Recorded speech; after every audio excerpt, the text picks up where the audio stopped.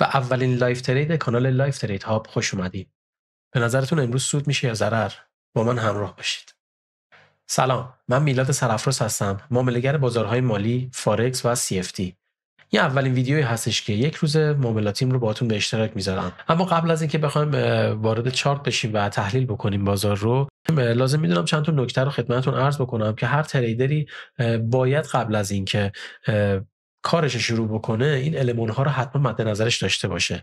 یعنی روتین روزانه یک تریدر هست. اولین و مهمترین بیس کار یه تریدر که ممکنه خیلی بهش اصلا براش اهمیت قائل نشن، اون زندگی روزمره‌ایه که یک تریدر داره که خیلی واقعا تاثیرگذاره توی کاری که میخواد انجام بده، توی معاملاتی که میخواد انجام بده و همشون تاثیرگذار هستن. اینکه تو زندگیش نظم و دیسیپلین درستی داشته باشه، تایم بیداری درستی داشته باشه، تایم غذا خوردنش درست باشه، تایم ورزش روتین و منظمی داشته باشه، مدیتیشن که بسیار بسیار مهمه و باعث آگاهی لحظه‌ای هر تریدر میشن. قوای آگاه بودن به خود رو خیلی تقویت میکنه مدیتیشن و بهتون پیشنهاد میکنم واقعا این کار رو انجام بدین، چون نه فقط توی ترید، توی کل زندگیتون تاثیرگذار هستش. که حالا مبحث این که ورزش چه تأثیری میتونه داشته باشه، مدیتیشن چه تأثیری میتونه داشته باشه رو معاملاتتون، بعداً خیلی مفصل‌تر میتونیم با هم صحبت بکنیم. ببخشید من یه مقدار سرما خوردم، حالت صدام یه جور گرفته است، عذرخواهی میکنم از خدمتتون. مسئله بعدی که میخوام خدمتتون عرض بکنم مسئله ای که شما باید یک استراتژی و پلن مکتوبی داشته باشید که طبق اون بخواید عمل بکنید و وارد کار بشید. چون اصلا اگر که استراتژی و پلنتون مرتب و با نظم چیده نشده باشه، توی بازار توی لحظه‌ای که دارید معامله میکنید قطعا به مشکل برمیخورید، چون شما باید از قبل بدونید که چی کار میخواید بکنید، چند درصد میخواید ریسک بکنید، اصلا روال کارتون چجوریه، طبق استراتژی که دارید چه سطوحی براتون مهم هست و نکات اینچنینی که بسیار مهمه که هر تریدری باید مکتوب و منظم داشته باشه که طبق اون عمل بکنه. وگرنه خب اگه بخواد همینجوری الکی وارد بازار بشه قطعا خب سرمایه‌اش دچار چالش میشه دیگه. و نکته بعدی و به شدت مهم که هر تریدری باید قبل از اینکه اصلا بخواد کارش رو شروع بکنه این رو مشخص و واضح بر خودش بچینه که مدیریت سرمایهش چجوری هستش.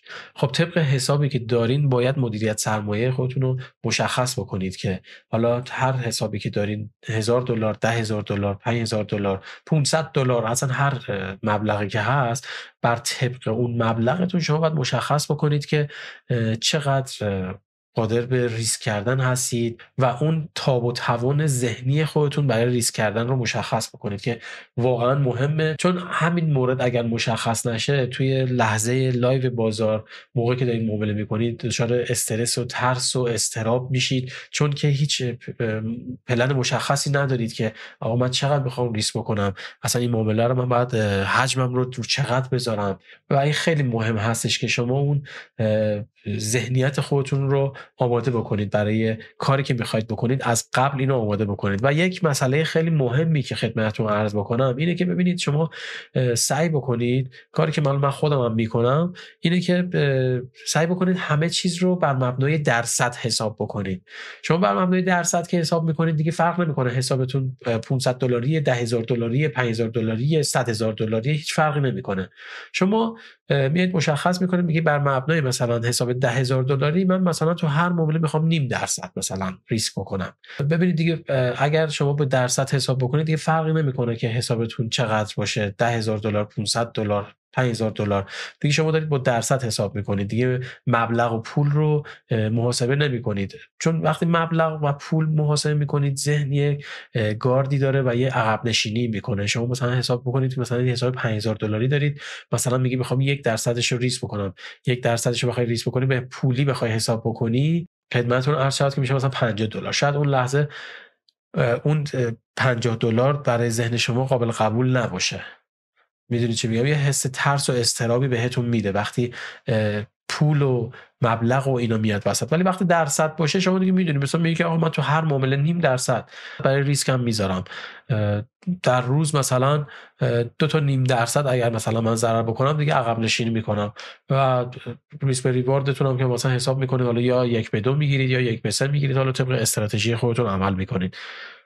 خب یه چند تا نکته من راجع به خودم بگم که من روی حساب پراپ کار میکنم. حساب پراپ من 5K هستش که تازه فعالش کردم که برای همین ویدیوها آماده شده و اینکه الان این حسابی که الان هستش حساب دمو و مرحله اول حساب پراپ هستش، دموی معمولی نیستش دوستان.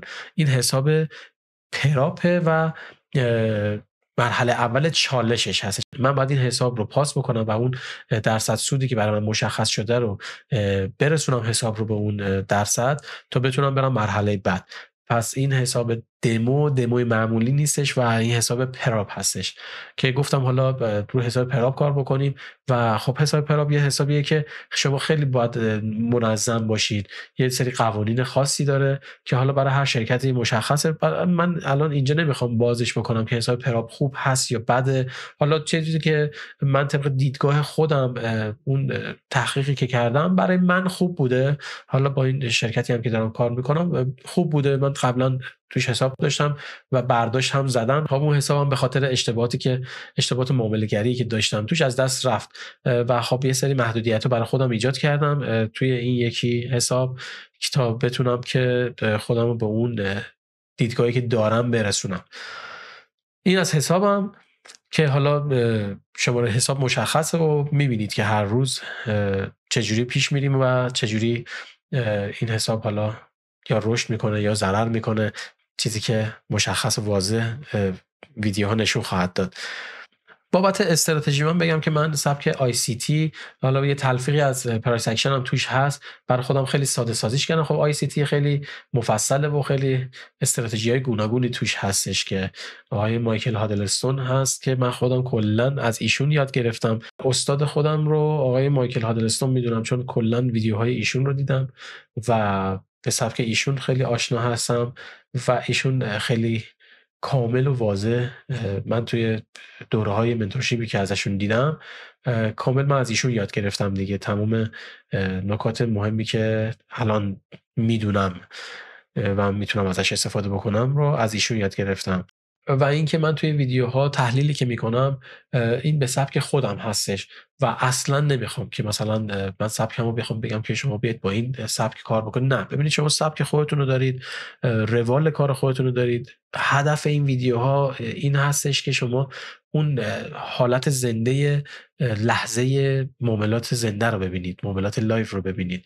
ممکنه دچار اوورترید بشم، ممکنه ضرر بکنم، شاید یه جایی نتونم خودم رو کنترل بکنم. من هدفم اینه که اون احساساتی که تو لحظه معاملات، اون لحظه لایو معاملات هست رو شما ببینید و از اونها یه الهامی بگیرید برای معاملات خودتون. حالا اگر ویدیوی مقدمه کانال رو ندیدید بهتون پیشنهاد میکنم اونم ببینید که کامل توضیح میده که اصلا هدف این ویدیوها چی هستش. و چیز دیگه که باید خدمتتون عرض بکنم اینه که من کلا روی یک نماد کار میکنم و روی نماد شاخص داو جونز کار میکنم که خب دوست دارم این شاخص رو و روی نمادهای دیگه چه تمرکزی روشون ندارم. ولی خب اگر یک زمانی داو جونزی وجود نداشته باشه که من بخوام معامله بکنم، روی طلا یا نزدک و یورو دلار کار خواهم کرد. اینا رو زیر نظر دارم ولی در مجموع تمرکزم کلا روی داو جونز هستش. خب من دیگه پرحرفی نمی‌کنم، بریم روی چارت که چون فکر کنم حدوداً یه ربع دیگه بازار باز میشه، ما بتونیم تحلیلمون رو انجام بدیم سریعتر تا بتونیم کارمون رو انجام بدیم. خب من عینکم بزنم، دفتر جمله هم مشخص بکنم. من مولتی تایم فریم کار میکنم چون حالا وقتی کمه، حدوداً 12 دقیقه دیگه بازار بورس امریکا باز میشه. من از تایم روزانه مشخصاً جهت و روند بازار رو تقریبا سعی میکنم که تشخیص بدم و همینطور تایم 4 ساعته که الان آخرین لگی که داریم، این رنجی که داشتیم رو یه جورایی شکسته و اینجا یه FVG ساخته که یه ریاکتی هم داشته بهش. خب عملا من سعودی میبینم فعلا بازار رو، تا بریم ببینیم تایم 1 ساعته که یکی از تایم فریم های بسیار مهمه که نکن این سقف های مساوی رو میبینید اینجا. این خیلی برای من مهمه، نقدینگی بالای اینها بسیار زیاده و اینکه الان همپوشانی هم داره با این FVG که اینجا داره که من اینو قبلا مشخصش کردم. اینو برای چند روز پیش بوده که من مشخص کردم که حالا تقریبا داره میاد که بهش برسه. به این اوردر بلاک اینجا عکس العمل نشون داده و فعلا توی این رنج داره حرکت میکنه. خب برای من خدمت شما عرض شود که این کف خیلی مهمه، همینطور این سقف که این رنجی که مشخص شده دیگه، یعنی تو این رنجی که داره حرکت میکنه خب مهم هستش. این تایم 1 ساعت همون که خب مشخصا اینجا قیمتی هم که احتمال همون 46900 خیلی اینجا دقیقا 46903 خب دقیقا همپوشانی داره با این نقدینگی که بالای این سقف هستش. احتمال داره که بخواد بخوره اینجا و یه ریزشی دوباره داشته باشیم ما. اینا همش احتمالات دیگه. ببینید بازار کلا 50-50. حالا اون سبک و استراتژی شماست که 60 به 40 و 70 به 30 رو مشخص میکنه برای شما، چون خب بالاخره شما الان همینجا الان برای شما مثلا 60 به 40 به صعود باشه، اون برای دنیا برای یکی دیگه 60 به 40 روی نزولشه. هیچ کدومتون هم اشتباه نمی‌کنید، یعنی من اشتباه نمی‌کنم، شما اشتباه نمی‌کنی، ایشون هم اشتباه نمی‌کنه. فقط اینکه بستگی به تایمی داره که بازار به اون جهت بخواد بره که حالا این مباحث رو بعداً بازش می‌کنیم و صحبت می‌کنیم راجبش. خب من میرم تایم 15 دقیقه رو هم یه نگاه بکنم. این ببینید این حالاتی که اینجوری هست توی متا تریدر رو میتونید برید تو پرپرتیسش، توی قسمت کامان تو اسکیل فیسش رو روشن بکنید. ببینید این عدد با هر جایی که مثلا تو هر چارتی که بودید، طلا بودید، یورو دلار بودید، هر چارتی که بودید، اینجا که باز کردید عدد بالا رو یه دونه ببرید بالا، عدد پایین رو یه دونه بیارید پایین و اوکی بزنید. 2 بار که کلیک کنید روی این قیمت، این دیگه عین تریدینگ ویو میشه براتون، راحت میتونید جابجاش بکنید.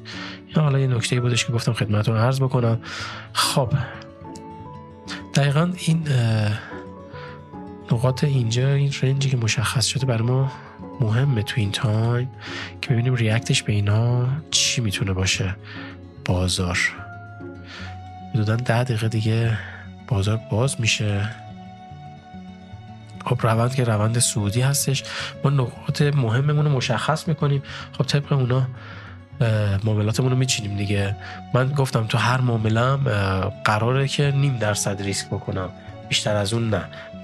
من توی هر روز سقف حد ضررم رو مشخص کردم. من کلا 3 تا معامله نهایتا میتونم ضرر کنم. میتونم با 1 معامله ضرر کنار بکشم، میتونم با 2 معامله ضرر کنار بکشم. اینا همش بستگی به اون حالت و احساسی که اون لحظه دارم، اون پذیرشی که اون لحظه ببینم که تو چه مودی هستم. یه موقع مودم خیلی خوبه، پس میتونم بپذیرم تا 3 تا معامله ضرر هم میپذیرم.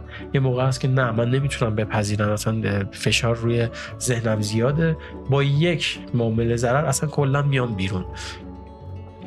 همش بستگی به اون مود و حالت اون لحظه‌تون داره که به نظرم همه اینها با مدیتیشن خیلی راحت میشه. این آگاهی که شما اون لحظه میتونید داشته باشید، خیلی مدیتیشن مهم هستش که شما بخواید توی زندگی روزمرتون بیارید و کمک حالتون باشه. خب ببینید تایم ورود من تایم 5 دقیقه است. من میرم تایم 5 دقیقه رو بررسی میکنم.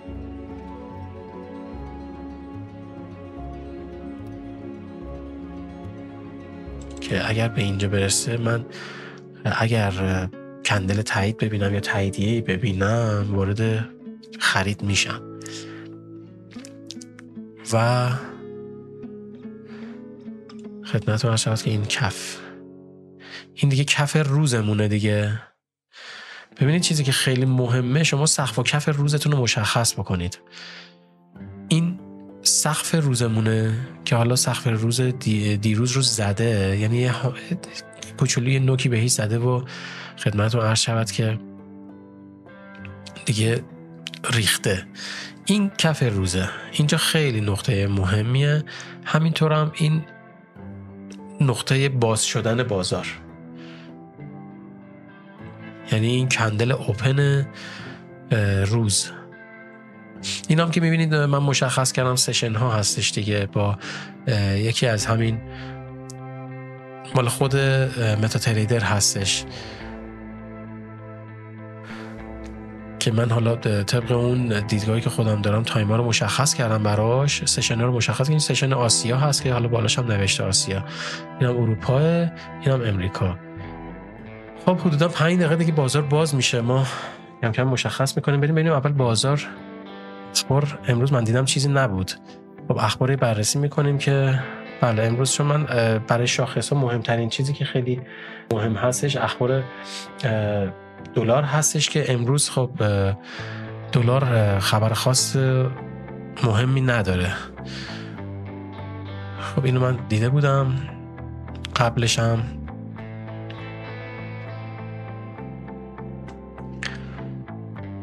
خب منتظر میمونیم. الان این کف هم مهم هستش که ببینیم ریاکتش به این کف چی هست. اینجا سقف‌های مساوی رو داریم. بذارید من این ریش رو بردارم.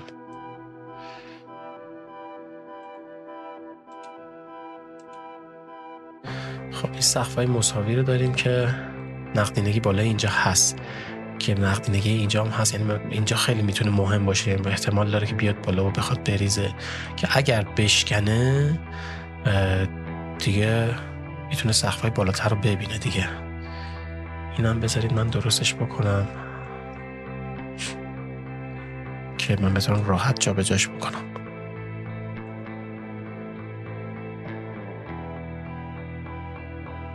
خب منتظر هستیم که بازار باز بشه. من ثبت میکنم حالا چیزایی که باید ثبت بکنم.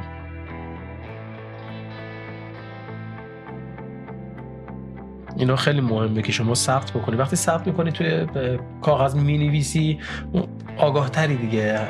کلا نوشتن آدمو آگاه میکنه.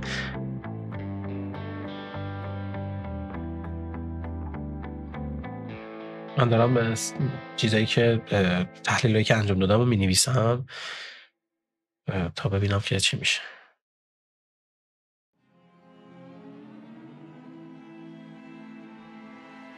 حدوداً 1 دقیقه و 42 ثانیه.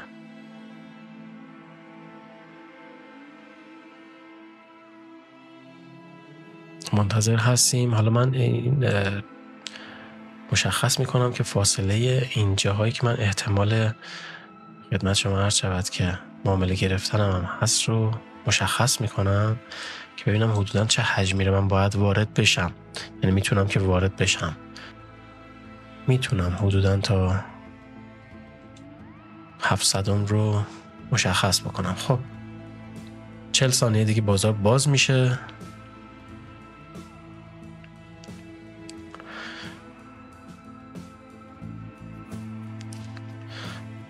باید ببینیم که بازار چه ریاکتی داره. کم صبوری بکنیم که ببینیم چجوری میخواد رفتار بکنه بازار. خب کندل 15 دقیقه هم داره صعودی میره بالا. احتمال صعود خیلی زیاده چون اینجا خیلی به نقطه افیجی 1 ساعت همون برخورد کرده. خب 3 2 1 صبر میکنیم ببینیم که به این 2 نقطه ما چه ریاکتی نشون میده.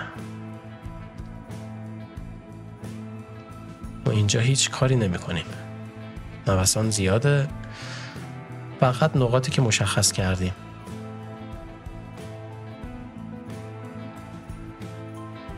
خب من آماده میشم کم کم ببینم که چیکار میخواد بکنه. خیلی فشار خرید زیاده، ولی خب اینجا الان نقدینگیه دیگه. ببینید الان به این نقدینگی رسیده، اینجا محل تسویه حسابه و اینکه خب خیلی پرقدرت اومد بالا. خب خیلی سریع عکس العمل نشون داد، من نتونستم کاری بکنم. ببینم چیکار میکنه. صبوری میکنیم تا ببینیم که چه حرکتی میخواد بکنه. من اینجا وارد یک پوزیشن فروش میشم و استاپ هم میذارم حدوداً اینجا. اوکی و تارگتمون رو مشخص میکنیم. خب تیپی 2 ما قشنگ میخوره به این کف، ببینیم که آیا میده به ما. خب اینجا این کم بالا شد، مشخصش بکنم دیگه. منتظر میمونیم ببینیم که ریاکت بازار چی هستش، ببینیم که چی کار میکنه بازار با این معامله ما. من یه عکس هم ازش میگیرم برای ژورنال خودم.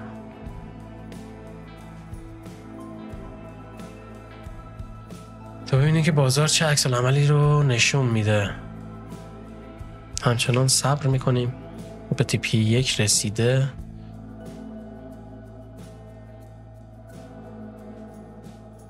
همچنان صبر میکنیم ببینیم که بازار میخواد چه عکس العملی نشون بده.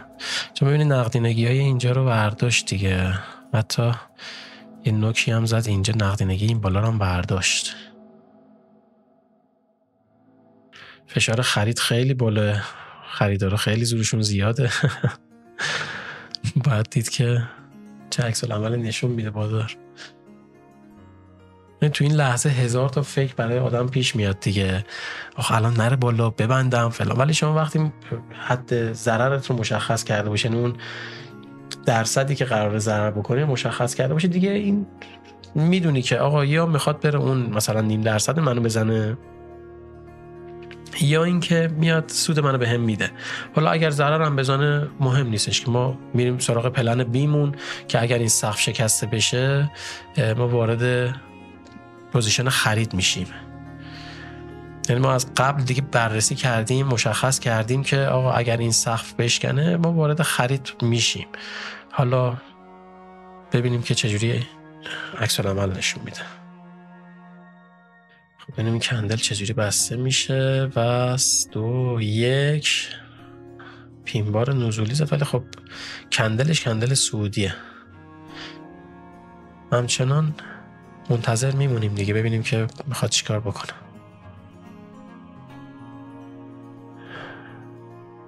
خب من ببینم که کندل 15 دقیقه، این به خاطر این مووینگ اوریج 15 دقیقه هم هستش که این خیلی قدرت بهش میده برای صعود. که ببینین الان بین این دوتا اینجا فشار فروشه، اینجا فشار خریده. من از این مووینگ اوریج زمانی استفاده میکنم که همپوشانی داره، مثلا برای با سطوح مهمی که میخوام. وقتی همپوشانی داشته باشه اکثر مواقع خوب حرکت میکنه. از این مووینگ اوریج 30 هستش مال من. از مووینگ اوریج 30 15 دقیقه فقط استفاده میکنم، اونم برای مواقعی، فقط برای اینکه یه دید بهتری گاهی اوقات به من بده. فشار خرید بالاست. هر کسی تو این لحظه هر کاری ممکنه بکنه. یکی میبنده معامله رو، میترسه، یکی ریسک فری میکنه. هر کسی هر ریاکتی میتونه نشون بده. مهم اینه که اون شما چقدر صبور هستی و چقدر به اون پلنت پایبند بودی و این ریسکت رو پذیرفتی. وقتی ریسک رو بپذیری دیگه مهم نیست دیگه. آقا من مثلا اینقدر الان ضرر ممکنه بیاد بالا، بزنه مهم نیست. ما برمی‌داریم کلاً خدمت شما عرض شد که آپدیت میکنیم در حال حاضر که اگر این سقف رو بزنه که ما میتونیم وارد خرید بشیم. ولی خب ببینیم که چیکار میکنه دیگه.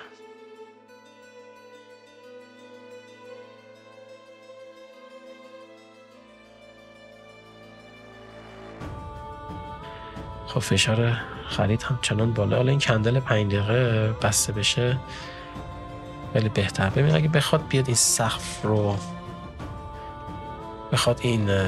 رو بشکنه، من فکر میکنم که به این نقدینگی های این پایین نیاز داره.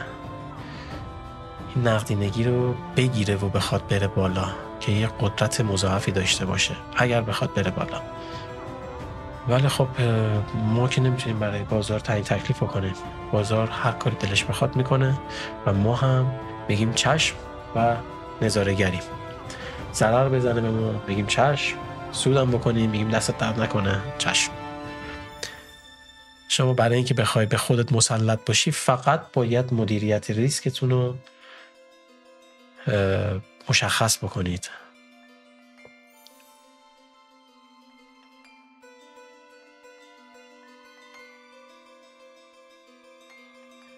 ببینیم آخر روز با سود میبندیم معاملاتمون رو یا با ضرر.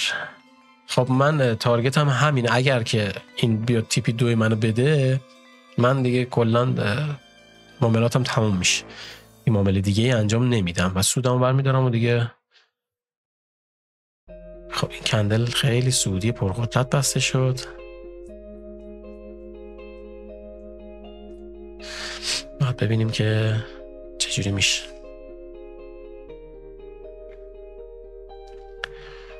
خیلی مواقع از این کندلا میزنه که گول بزنه. ببینید الان همونقدر که اونجوری رفت بالا همونجوری هم داره با سرعت میاد پایین.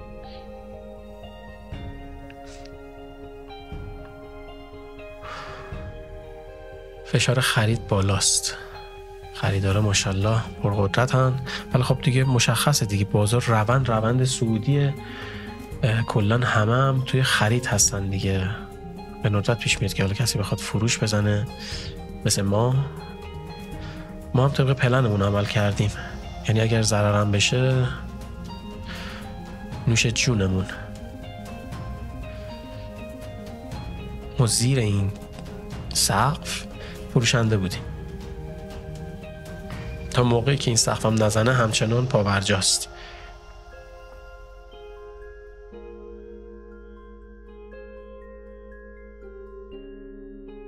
حالا یه سری جاها که خیلی طول میکشه من یه ذره سرعت ویدیو رو زیاد میکنم که حوصلتون سر نره، چون این نوسانات بازار دیگه یه جوریه که آدم حوصله‌اش سر میره. منم یه موقع میبینید حرفی ندارم، باید بشینیم بازار رو نگاه بکنیم که من حالا سرعتش زیاد میکنم که تو سرعت شما بهتر بتونید ببینید و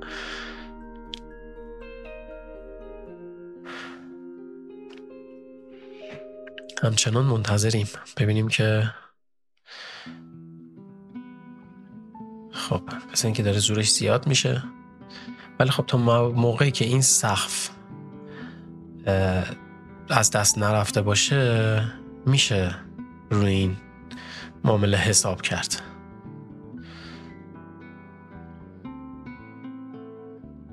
یعنی تثبیت بکنه بالای اینجا.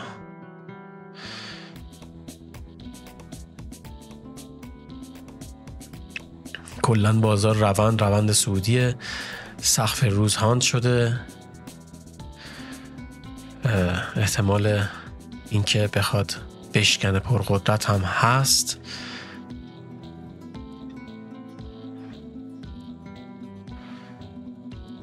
تا ببینیم که این کندل چجوری بسته خواهد شد.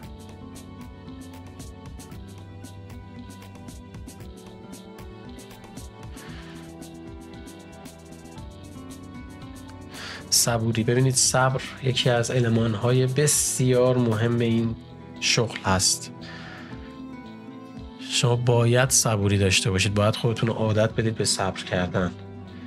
خیلی مواقع اصلا شما وقتی صبر بکنی بازار خودش راه و چاهو بهت میده، خودش بهت معامله میده، خودش بهت میگه که اینجا میتونی وارد بشی و میفهمید شما.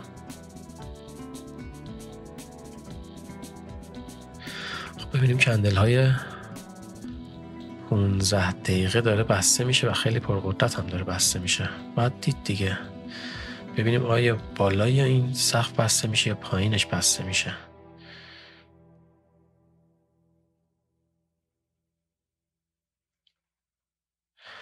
بله، مثل اینکه داره خیلی پرقدرت میره بالا که بشکنه سقف رو.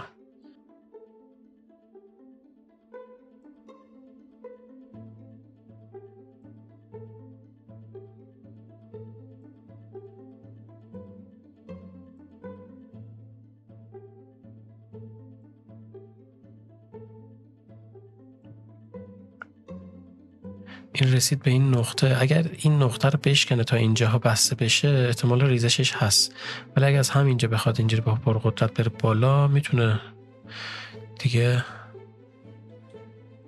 نشون بده که میخواد بره بالا. ما همچنان صبوری میکنیم.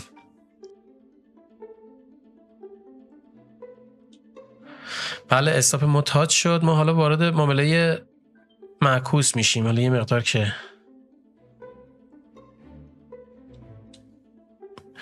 من همینجا یه بای میزنم و این معامله رو تبدیل میکنم به این معامله معکوس.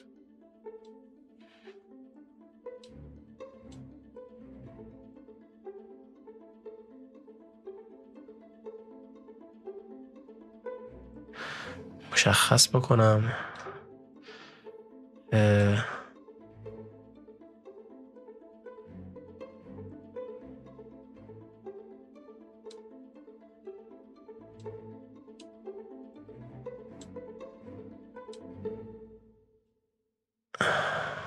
خودم میبندمش. اصلا نذاش فرصت نداد که من استاپمو بذارم. من میبندمش معاملم رو. خب این دومین ضرر من بود.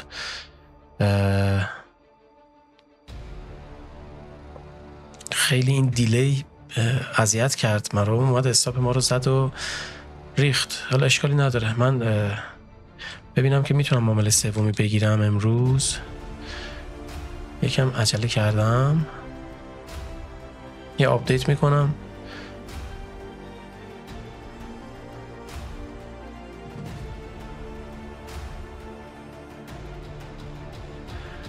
یه سقفی بودش که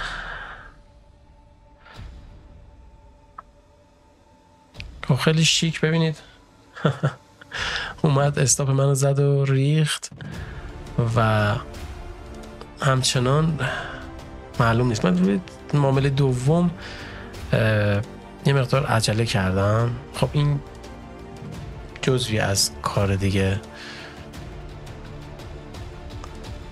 جزوی از کاره و الان من 2 تا معامله ضرر کردم. حالا سومین معامله رو من چون حالا روز اول هست سعی میکنم که یه فرصت خوب پیدا کنم که بتونیم حداقل جبران بکنیم. اگه من الان یه معامله بگیرم که تیپی 2 بهم بده عملا سر به سر خواهم شد اینجا.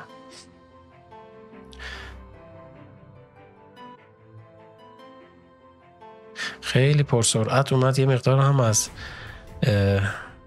اندازه استاپ من بزرگتر شد، چیزی که مد نظر خودم بود.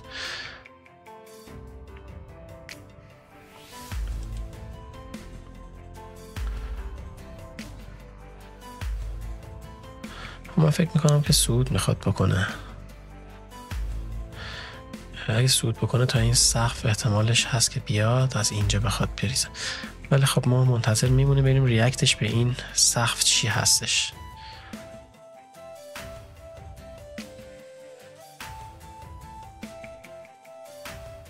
خب فعلا 2 معامله ما ضرر کردیم. منتظر معامله سوم میشیم ولی با صبوری بیشتر.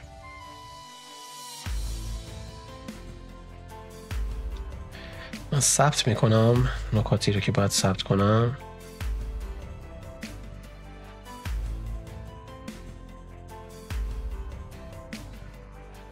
من خب چون طبق پلنم عمل کردم دیگه. سقف شکسته شد. کندل پرقدرت سعودی بود معامله دوم هم طبق پلنم رفتم، ولی خب دیگه مارکته و هر کاری که بخواد میتونه بکنه.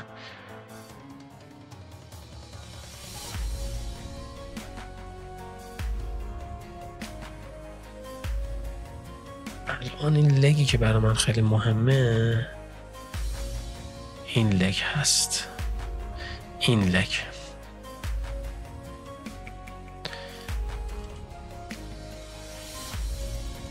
من اینجا یه آپدیت میکنم.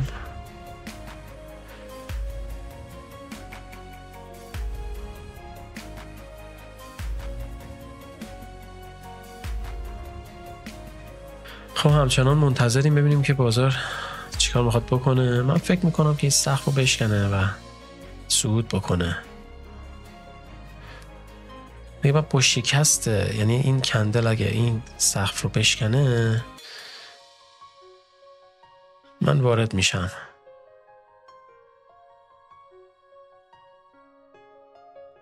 یه مقدار از اون ضرری که من مد نظرم بود بیشتر شد به خاطر اون تعلل و اون سرعتی که یهو داشت و این متاسفانه اون دفعه اولی که من یه معامله کردم این پیغامی داد به من که من باید این تیک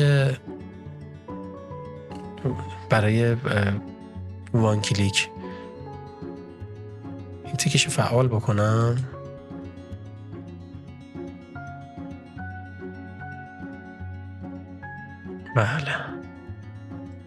بله خب الان درست شد. الان درست شد دیگه. با یه کلیک خوشبختانه دیگه کار واسه ما انجام میده. ببینیم که حرکت بعدی چند دقیقه گذشته. الان حدوداً 25 دقیقه از باز شدن بازار گذشته. ما 2 تا معامله انجام دادیم. 2 تا معامله‌مون هم ضرر شده. خب می‌بینید این شماره حساب من هستش که بابت این حساب پراپی هستش که دارم.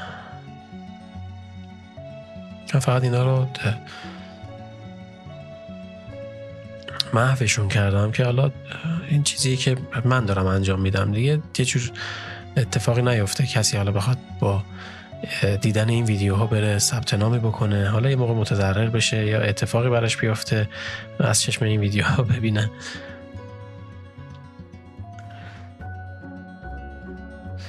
سعی میکنم که حالا یه مقدار که ویدیوها جلو بره کم کم اگر دیدم که واقعا مناسب هست برای همه حالا من پیشنهاد میدم. ولی میگم تهش اینه که شما خودتون یه دیدگاهی داشته باشید، تحقیق بکنید. خب برای من خب چون من میخوام که قانونمند برم جلو، یه حسابی که قانونمند باشه برام خوبه تا اینکه بخوام خودم یه حسابی باز بکنم پول خودم بریزم توش و بخوام فعالیت بکنم.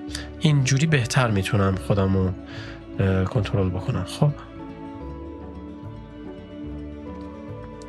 ما همچنان بیننده هستیم اینجا.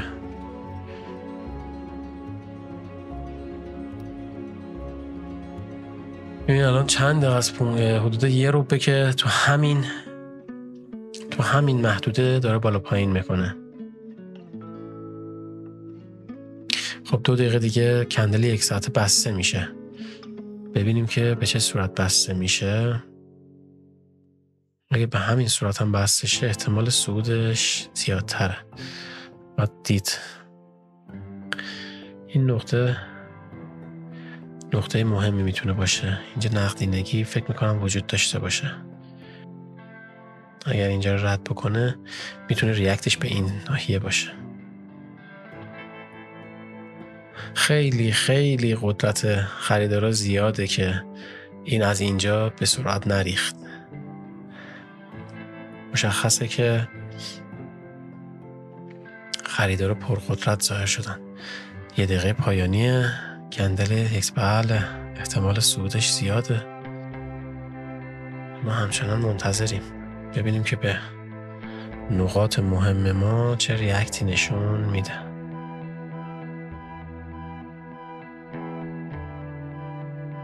خیلی احتمالش زیاده که به اینجا برسه، به این نقطه. این نقطه سرشار از نقدینگیه بانک ها و مؤسسات، مگر اینکه خیلی بخواد پرقدرت بره. بله 5 ثانیه 2 3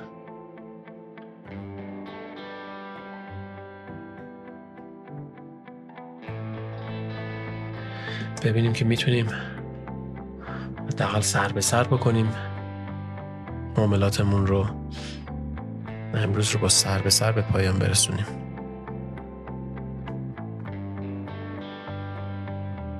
ببینید گاهی اوقات شما حتی معامله هم نکنید سود کردید.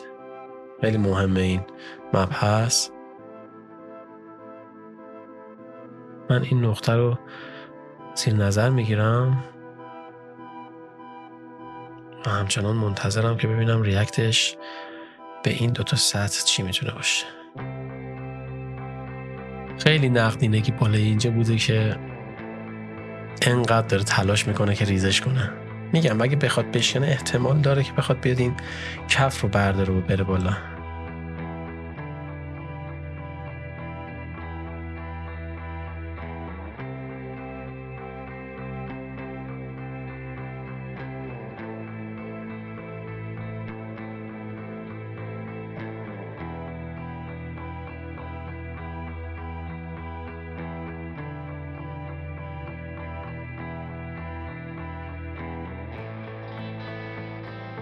خب میبینید حدوداً 35 دقیقه از باز شدن بازار گذشته و ما همچنان منتظریم. 2 تا معامله ضررده داشتیم تا الان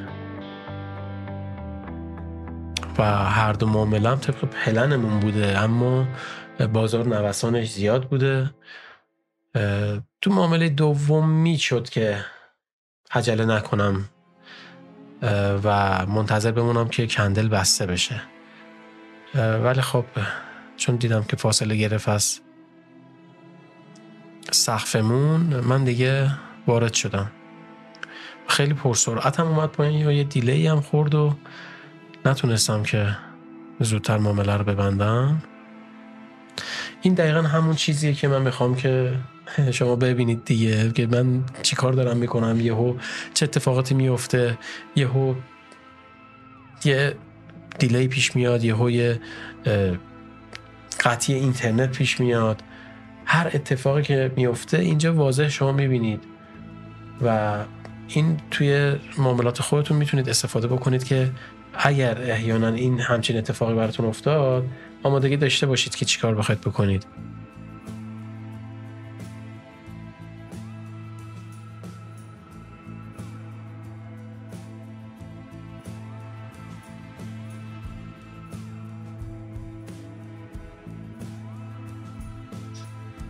خب من وارد میشم، من وارد خرید میشم.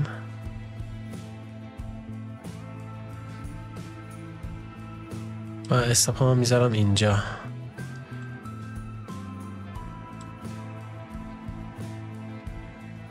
اینم تارگت هم.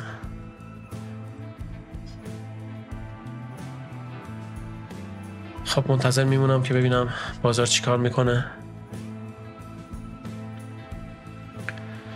ببینیم آیا معامله ما سرانجامش به تیپی 2 میرسه یا نه.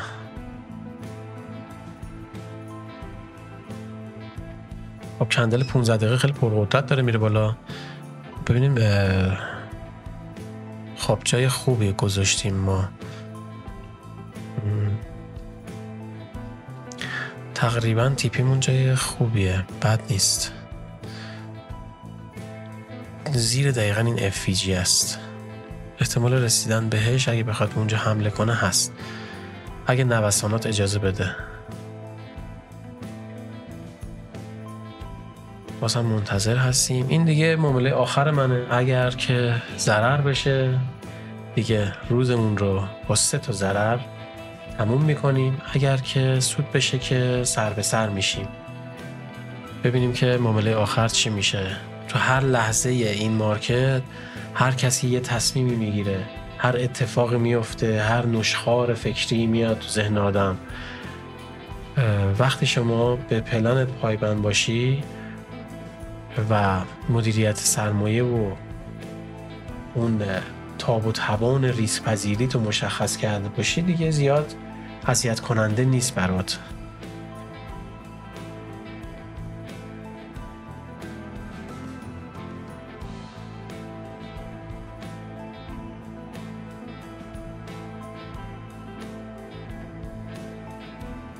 در مجموع این معامله آخر من هست.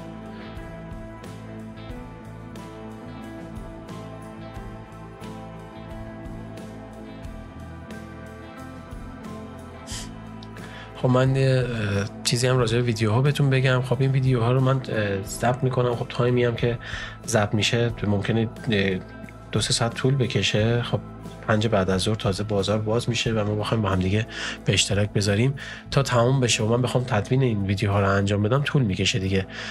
سعی میکنم که همون شب کارشو تموم بکنم و بتونم آپلودش بکنم توی یوتیوب. و اینکه سعی میکنم که تو هفته بتونم 2 تا 3 تا ویدیو رو آپلود بکنم که بتونید تماشا بکنید.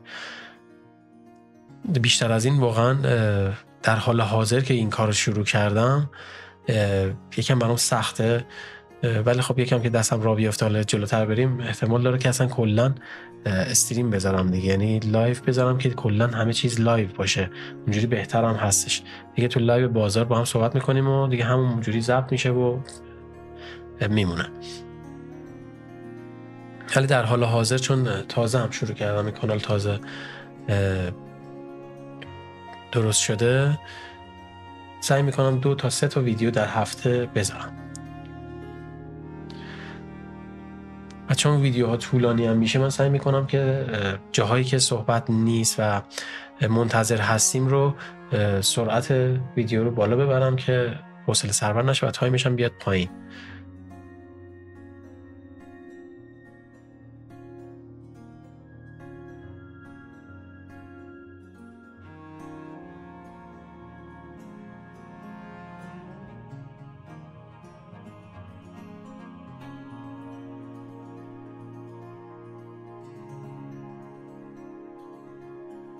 ما این دفعه استاپمون جای سیفی هست تقریبا.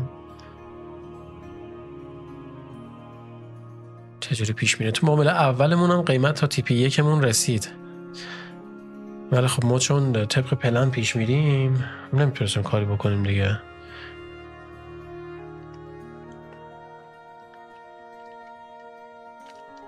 من موظف هستم که طبق پلنم پیش برم و باید ببینم که برآیند کلی خدمت شما عرض شود که استراتژیم و پلنم به چه صورت هست در آخر. با کندل 5 دقیقه خوبی بسته شد. احتمالاً یه اصلاح ریست اینجا داره، از همینجا دوباره بره بالا.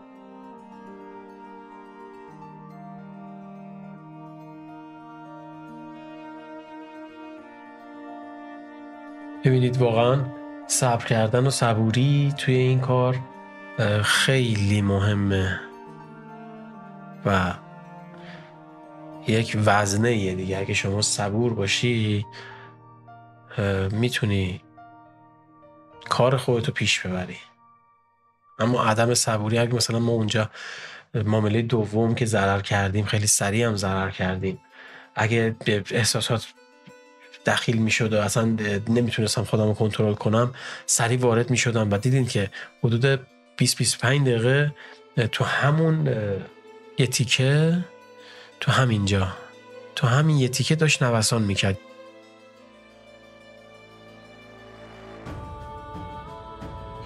حالا دیگه طبق پلنی که دارم، من این پلن رو دارم، این برنامه رو دارم برای معاملاتم، طبق همون عمل میکنم. حالا یا به هم سود میرسونه یا به هم ضرر میرسونه. اگه سود برسونه که خب مشخص تیپی که دارم میگیرم میام بیرون. اگه ضررم باشه تعداد معاملات ضررده هم مشخصه و طبق همون به نهایتش برسه میام بیرون.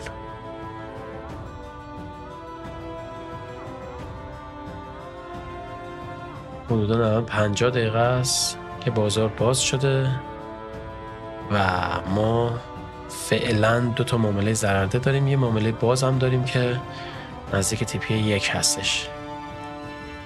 این TP 2 رو به ما بده، ما سر به سر میشیم و ویدیو رو به پایان میرسونیم.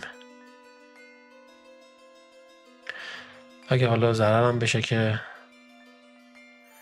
دیگه سومین ضررمونه و باز هم ویدیو رو به پایان میرسونیم. خیلی نکات داشت، توجه کردین؟ خیلی درس داره واقعا، هم برای من هم برای شما. دیگه تو لایو مارکت اون لحظه چه کاری میخوایم بکنیم؟ الان شما خودت کلی ایده تو ذهنت هست که اگر شما بودی چی کار میکردی، اگه من بودم این کار میکردم، اگه من بودم اون کار میکردم. و میبینی که اگر مثلا اون کاری که میکردی رو تو ذهنت میاری که اگه اون کار میکردی ممکن بود استاپ بخوری، ضرر بکنی، یا ممکن بود سود بکنی.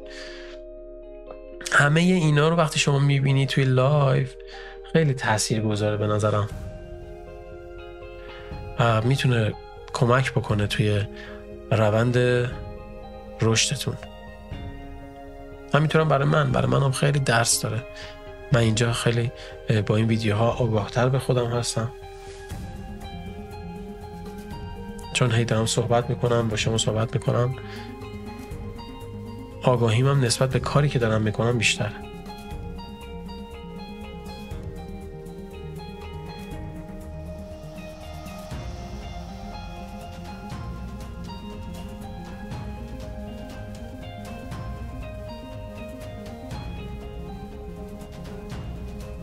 چیزی نمونده، یه مقدار دیگه بیاد بالا.